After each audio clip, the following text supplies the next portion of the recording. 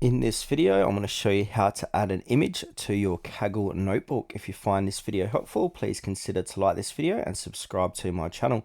In saying that, let's just jump straight into the video.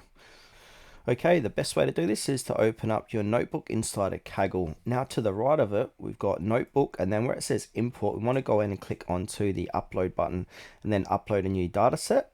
So from here, we want to go ahead and drag and drop files to upload, or we can simply browse files on your computer.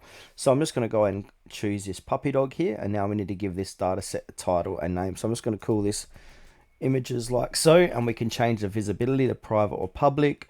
And then from here, we can go ahead and click on to create. All right, now once we've done that, it's going to say your data set is being created. So I'm going to go ahead and close this now.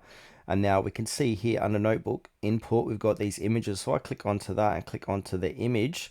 We can see that has been successfully uploaded to kaggle.com.